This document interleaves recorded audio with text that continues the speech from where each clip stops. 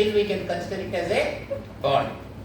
That is Boliseti Bhavanarayana's case, 1996, volume 1, Andhra Law Times, 917. What is attestation? Interpretation clause in Transfer of Property Act defines what is attestation, section 3. The executed may sign or affix his thumb impression. If he is a signatory, on his behalf, on his instruction, somebody else may also sign and execute a document. That is what the definition says. And attestation must be by minimum of 2 witnesses. They can be present at one and the same time. They may see the document being signed or being affixed with thumb impression. Or else, they may receive an acknowledgement from the executant that he has already signed or somebody else has signed on his behalf, or that he has affixed his thumb impression on the document, and after taking such an acknowledgement they can attest. So in such a case, both the attestors need not be present at one and the same time. What they are required to see is either they must see the executant signing or affixing his thumb mark, or somebody else signing on his behalf. Or in the alternative, they can receive an acknowledgement to the above effect and then attest the document. So this is how attestation is defined. Minimum of 2 witnesses. Generally we come across wills. The requirement of law is attestation by 2 witnesses, but when we go into the Evidence Act, the BSA, examination of one of the attestors is sufficient. So a combined reading of section 63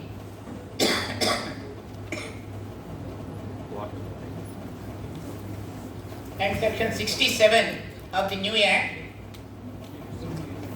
makes it clear that the requirement of proof is that the document is attested by 2 witnesses by examining 1 witness.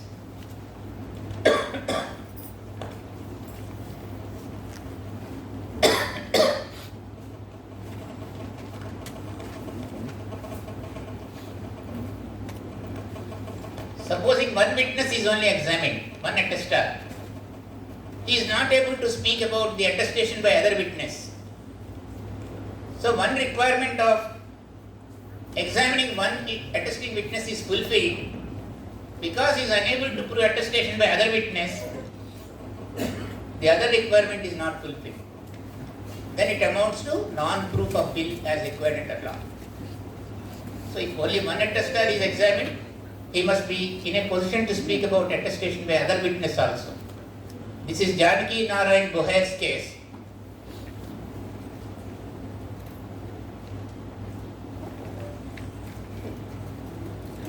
AR 2003 Supreme Court 761.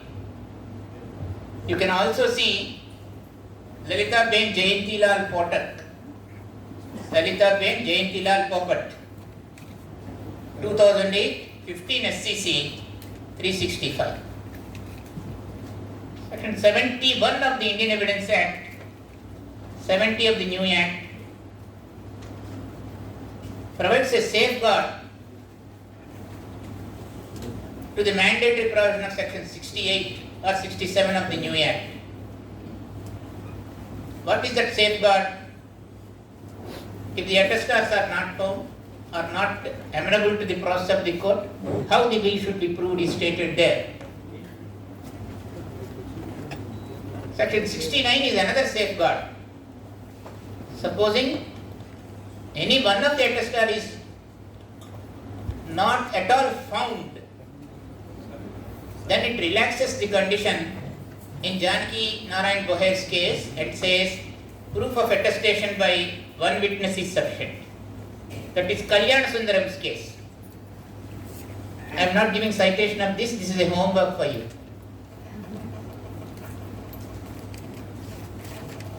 So this is about proof of a will.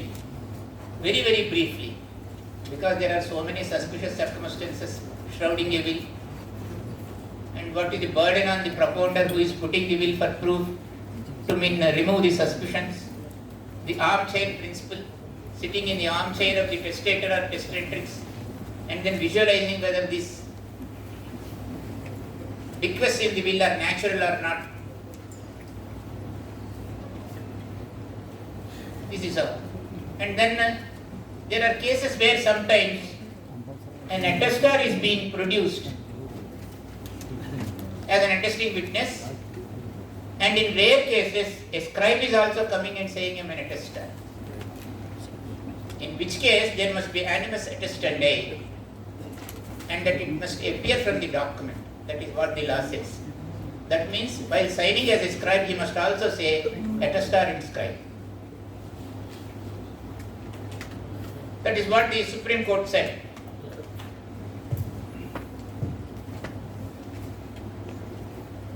This is about documents which are by law compulsorily attestable and documents which need not be attested. There are other documents, as you know, it is natural common sense. Documents, simple documents, like a letter addressed by A to B. Either the person who addressed the letter or the person who is supposed to receive the letter, who are supposed to have custody, can mark the document. In such simple documents, while producing into evidence and while allowing to produce into evidence, what is the requirement? The custody must be explained. A letter addressed by A to B must be either in the custody of A if it is returned, or in the custody of B it is delivered. If neither of the things are happening, it must be in the dead letter office.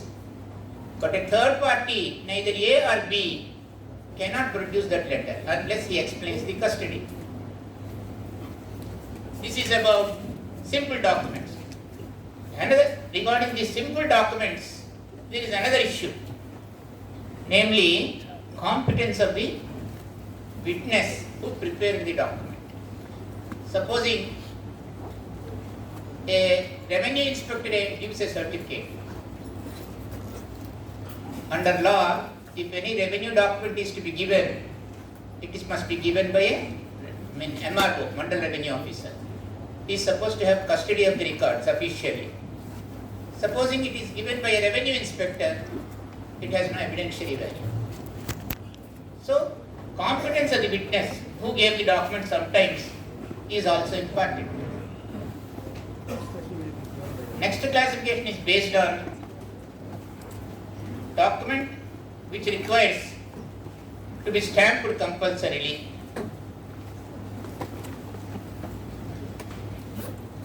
So far as custody of a document and competence of a witness, going back a little further, little backwards, I refer to Chalasani Satyanarayan Murthy's case, 2010-14, 2010 volume 4, Andhra Legal Decision 628, competency of a witness.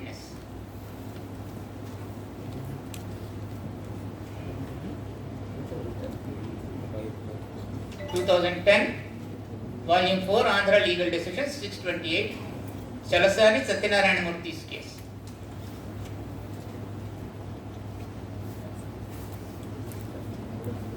So far as documents which are by law to be attested, to be stamped compulsorily, the Stamp Act makes a distinction between two categories of so-called documents. We have already seen what is a document, but Stamp Act refers to a document as an instrument. Instrument is one document which inherently indicates that it requires a stamp duty. For this you have to refer to section 214, subsection 14 of the Indian Stamp Act. So an instrument is a document which includes every document by which any right or liability is or purports to be created, transferred, limited, extended, extinguished or recorded. a document which is dealing with a property in this manner is an instrument which the law says is required to be stamped. Court has a duty, like under section 3 of the Limitation Act, whether pleaded or not, to see whether a document is duly stamped before it is permitted to be adduced in evidence. When a document is filed with a proceeding and it requires stamp duty and it is not duly stamped, we don't reject it at the threshold. The collection of stamp duty by impounding the document, by seizing the document, arises when the document is tendered in evidence. Till that stage, the document cannot be rejected. At the time of numbering of the plaint, you cannot reject a document by saying that it is not properly stamped. Linkwell Electronic Corporation's case.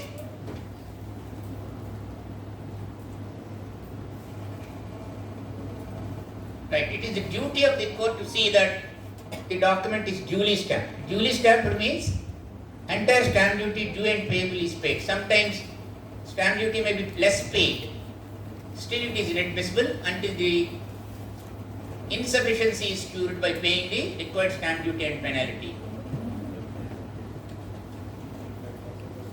So, the court must be very, very careful under the provisions of the Indian Stamp Act and must be alert and see that no document which is not duly stamped is admitted in evidence. It is the duty of the court. Because if you don't properly act upon that at that stage, it's an incurable mistake. You cannot later de-exhibit the document. That is the latest view of the Supreme Court. A division bench of the Supreme Court held once marked, it cannot be de-exhibited.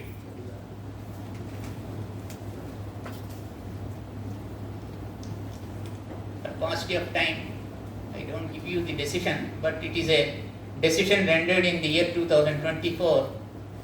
The author of the judgment, I believe, is Honorable Justice Maheshwari.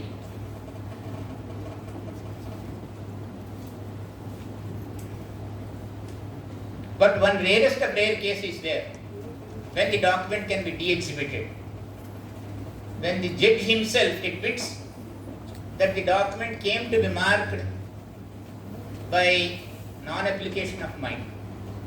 If the judge takes the view suo moto, in such a case, following 1962 Supreme Court, the document can be de-exhibited. That is also the latest Supreme Court in 2025.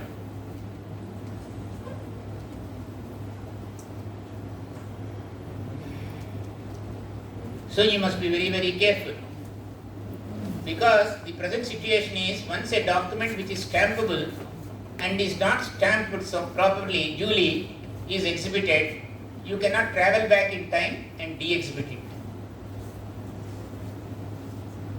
So the judge must be careful. The lawyer who is supposed to oppose marking of such a document must also be alert. Otherwise, there will be a loss to the exchequer and a loss to your party.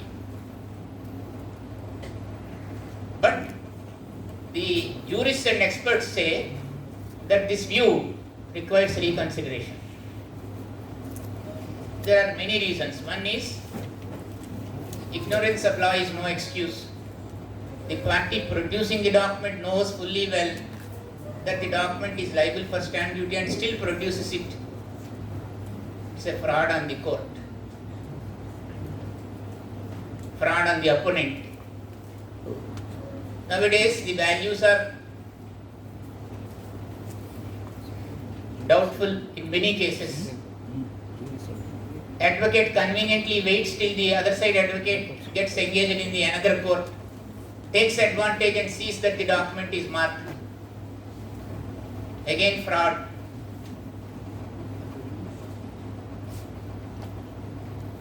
Section 13, Order 13 of the CPC says, at any time, an inadmissible document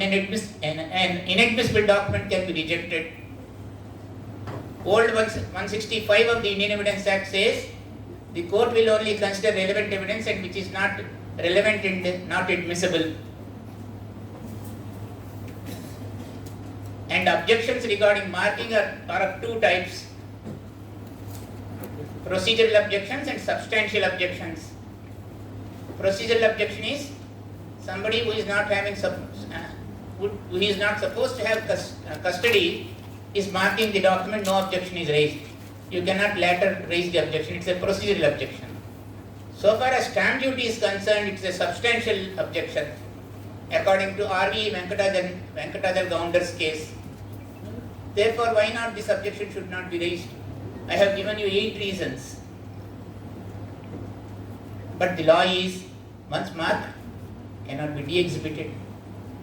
Right. But jurists now are arguing on this point and writing articles that in the light of what is happening in the law courts, maybe the view of the Supreme Court requires reconsideration. It is only for academic interest. We are bound by the decision of the Supreme Court. And you cannot collect stamp duty on a copy. Stamp duty must always be collected on the original. Jupudi Kesavara's case, 1971, Volume 3, Supreme Court Cases, page 590.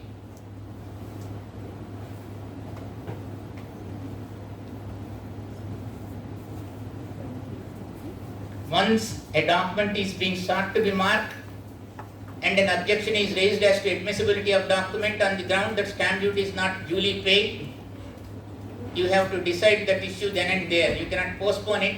Unless you decide the issue, you cannot take further proceedings. Bipin Shantilal Panchal's case, rendered by 3 honorable judges of the Supreme Court.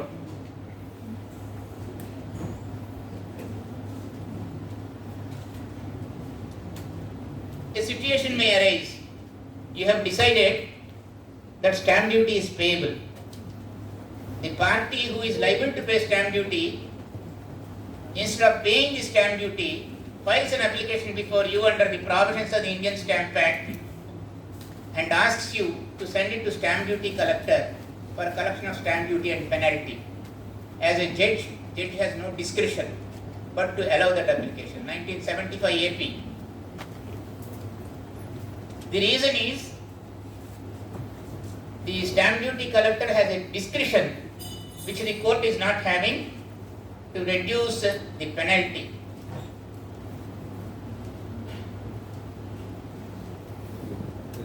So a discretion is given to collector which is not given to court. Therefore, if a party wants it to be sent to a collector, it should be invariably allowed. This view is recently upheld by the Supreme Court in AR 2019 Supreme Court, page 90, Gangappa's case. Impounding means not collection of stamp duty. Impounding means seizure. You seize it and keep it with you.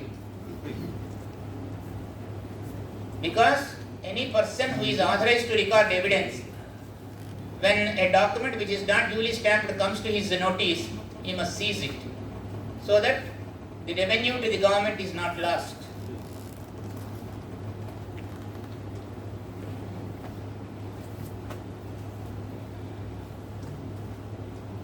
Supposing a document is not duly stamped, subsequently stamp duty and penalty are paid, the party who paid the stamp duty succeeds and he wants those expenses, stamp duty and penalty, to be included in the decree costs. The question is whether such costs can be taxed in the decree.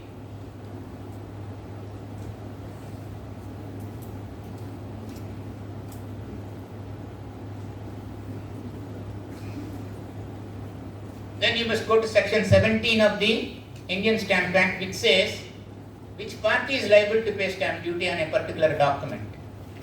If there is an agreement between the parties that X should pay, the X should only pay. If the person who paid is liable to pay, he will not be entitled to collect as costs taxed in the decree.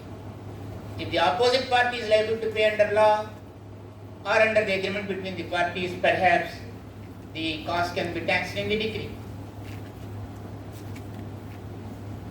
And these stamps are of different kinds. Adhesive stamps, which we find in the promissory notes, and also regular stamps on which documents are engrossed. Which kind of stamp has to be used for a particular document has to be meticulously followed.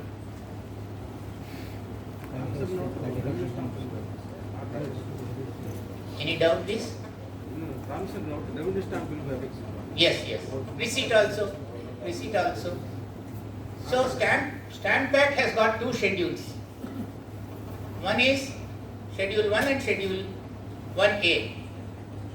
For central law, we look to the first schedule. For state law, we look to certain documents, the Schedule 1A. Like for example, you don't find a receipt in our schedule. It is only found in the central schedule, Schedule 1. You look to it when you want to find out what is the stamp duty on a promissory note or a receipt. They are found in the Schedule 1 only, not in Schedule 1A. So when you are dealing with stamps, whether they are impressed stamps or reduced stamps, you must be very, very careful. Duty by whom payable, I said section 17, but not this section 17. Please note down the correction, section 29.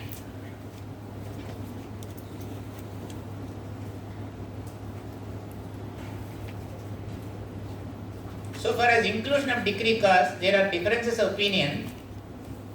You may refer to Kanakachalam versus M. Krishnaya, 1975 Andhra Law Times, page 22, NRC, notes on recent cases, and section 44 of the Indian Stamp Act.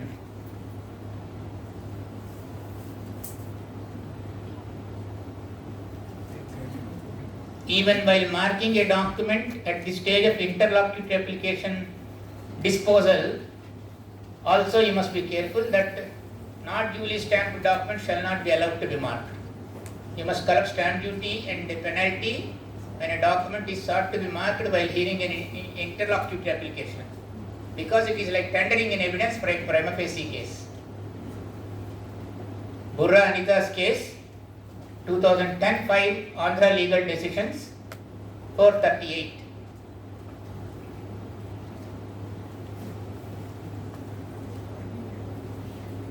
Linkwell Electronic Corporation's case, stamp duty will be collected when the document is tendered in evidence, not when it is produced into court. 1997 one law summary, page 395.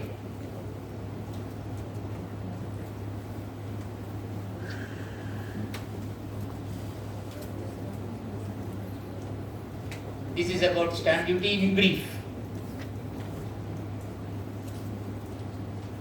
Then third category, almost last, documents which require registration compulsorily.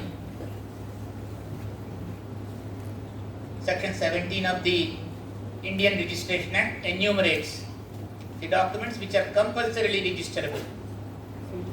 Section 18 says which are optionally registerable, like a will. Will can be written on a white paper, it is valid, provided other conditions of attestation and execution are satisfied. But will is optionally registerable.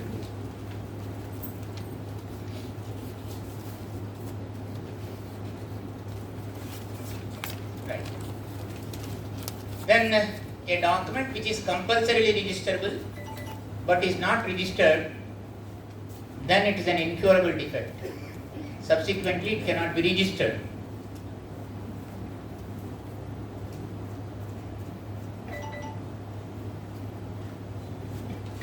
Then they bring the document and say, the document is already sufficiently stamped, but you admit it for collateral purpose, though registration is not there. It is permissible, provided the document is duly stamped. If it is not duly stamped, unless you collect stamp duty and penalty, you cannot mark it for collateral purpose also. D. Bhaskar Rao's case of Andhra Pradesh, 1981 AP 175 is a good judgment which was approved by Supreme Court in Avinash Kumar Chauhan's case. 2009 one law summary, 35 Supreme Court.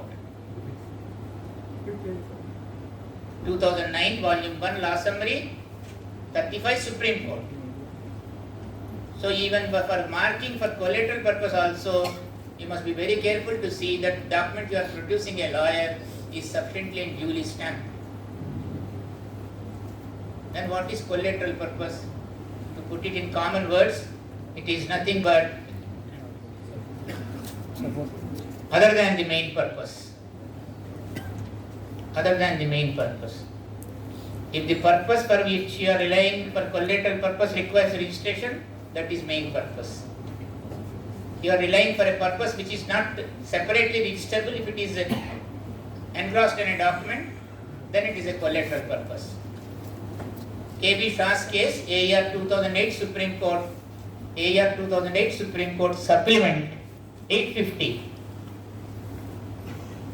Also see Kala Devi case at your leisure, AR 2010 Supreme Court 1654.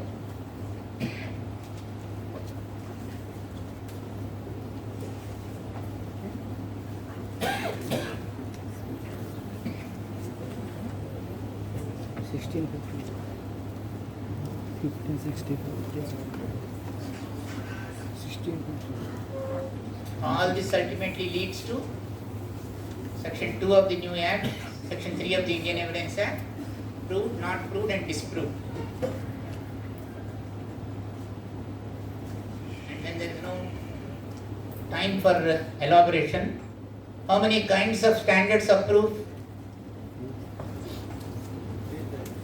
How many kinds of standards of proof? May you mention, sir? Burden of proof, onus of proof, beyond reasonable doubt. Standards of proof. That is a requirement of proof, and we have discussed those phrases. What is the standard of a proof in a civil case? I change my question. Beyond preponderance of probabilities. probabilities. Yes, that is the standard of proof. In a criminal case, Beyond reasonable doubt. proof beyond reasonable doubt. We have one evidence act or one BSA. How come we are having two standards? The criminal law is judgment law. So the cardinal rules of criminal jurisprudence envisage that in a criminal case the standard of proof is a proof beyond reasonable doubt. Then the question is, what are the cardinal principles of criminal jurisprudence? No innocent can be Yes. Punished. punished. Yes. Not beyond reason. Yes. That That is one. Innocent until he is proved guilty, he will be treated as innocent. No innocent shall be punished until Until proven guilty. guilty. until proven guilty. Right. That means presumption of innocence. Till he is proved to be guilty, he is presumed to be innocent. That is the first principle. What is the second principle? Natural risk. Proof beyond reasonable doubt. Proof beyond reasonable doubt. One fact is proved. The third principle is burden is always on the prosecution unless the accused pleads an exception. These are the three cardinal principles of criminal jurisprudence. And then the golden thread which runs through the cobweb of the criminal jurisprudence, what is it? 9 guilty may escape, But One innocent cannot be punished. but the reverse is also true. We cannot allow on this principle the culprits to escape. 1988 Supreme Court, 1998.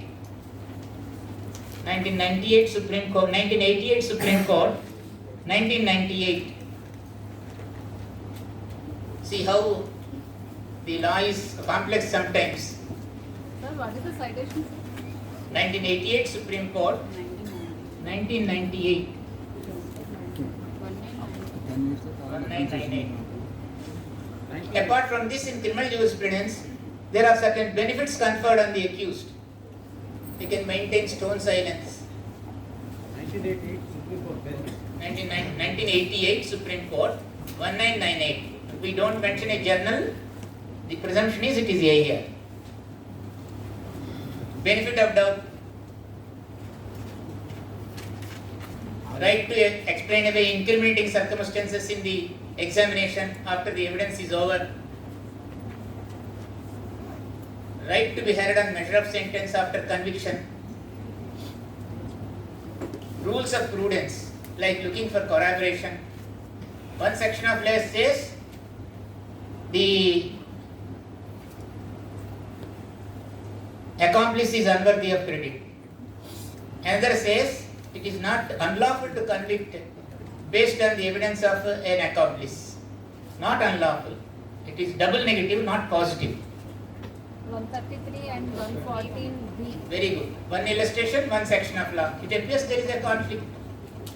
But the conflict is only apparent. The conflict is only apparent.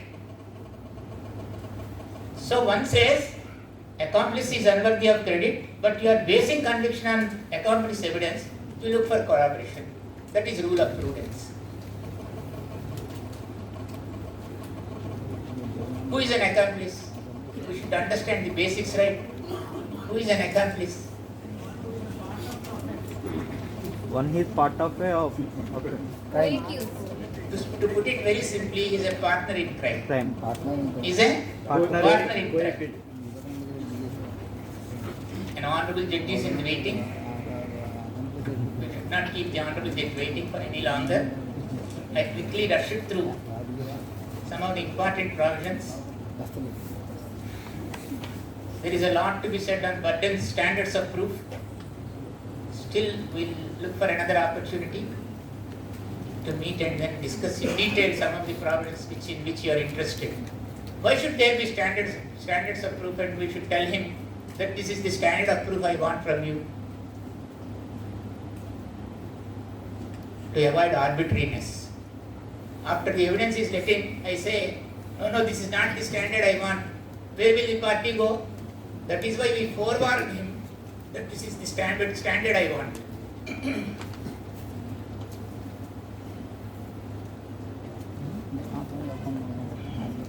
Sir, Yes, please. I have only one doubt.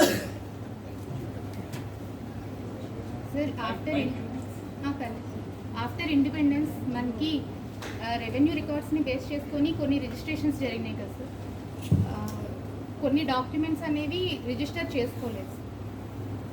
అంటే regarding documentary evidence గురించి ఒక small doubt ఉంది sir. అంటే revenue రికార్డ్స్ని base చేసేసుకొని కొన్ని titles అనేవి transfer చేసుకున్నారు కదా సార్ 1957కి ముందు. 1958 తర్వాత కోరిలేషన్ నెంబర్స్ అవి వచ్చాయి కదా సార్, న్యూ సర్వే నెంబర్స్ని తీసుకొచ్చారు. సో ఏంటంటే ఇప్పుడు రెవెన్యూ రికార్డ్స్ అనేవి జస్ట్ ఒక పొజిషన్కి ఒక ఎవిడెన్స్గా తీసుకుంటున్నారు, కానీ టైటిల్కి ఎవిడెన్స్గా తీసుకోవట్లేదు సార్. బట్ ఇప్పుడు బిఫోర్ ఇలా ఈ మిస్ప్లేస్ అయిన రికార్డ్స్ ఇలాంటి కేసెస్ ఇప్పుడు వస్తుంటే, అంటే అప్పటి కేసెస్ 1957కి ముందు వచ్చిన కేసెస్లో ఇప్పుడు రెవెన్యూ రికార్డ్స్ని బేస్ చేసుకొని జడ్జ్మెంట్ ఇస్తారా సార్? లేదంటే అంటే టైటిల్ అనేది ఇప్పుడు ఓన్లీ రిజిస్ట్రేషన్ డిపార్ట్మెంట్లో ట్రాన్స్ఫర్ ఆఫ్ ప్రాపర్టీ యాక్ట్ ద్వారా పొజిషన్ ఉండాలి అని చెప్పి అన్నారు కదా సార్. సో ఈ కాన్ఫ్లిక్ట్ ఆఫ్ ఎవిడెన్సెస్లో Latest Supreme Court in the live law is registration also does not confer title. Mere registration. Yes, sir. Mere registration. Mere registration. Revenue record Have does you not. seen it? Yes, sir. You are talking about revenue record. No, sir. I'm talking. And revenue entries do not confer title. Is this settled law? Revenue entries do not confer title. As you rightly said, they prove at best possession. And if it is of 1954 document, what is the guarantee that the possession is continued? Subsequently, are there any records? It's a matter of evidence and appreciation in each case. Revenue records are not documents of title. Suppose it is ancestral property, there is no possibility of having a title deed. It is coming from generation to generation. The grandfather has a rice passbook. There is a change of law in the giving of rice passbooks and title deeds. The grandson is having those documents. They are supported by revenue entries like 10-3 accounts, adangals. Then in such cases, they have a corroborative value. Corroborative value. And then coupled with all this evidence, and in the absence of a contrary evidence which is better evidence, maybe the court may declare title and also grant a perpetual injunction or recovery of possession also. So it all depends as to what is the standard of evidence that is accused. Thank you very much. In the end, I thank all of you for a patient hearing. If I rush through just some of the aspects after that, I'm sorry I have to do it because I can't keep waiting my good friend and an honorable judge. And once again, I thank all of you and the organizers for the opportunity. Namaskar. The presentation of Justice Sitaram is very impressive, very thoughtful. Think of it. How to present to your friends, those who are not gathered here, particularly in your bar association. Thank you very much, sir, for your impressive.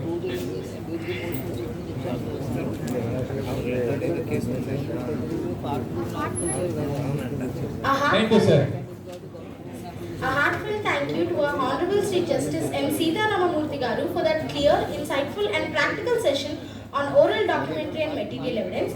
Now I request all the dignitaries on the dais to felicitate our guests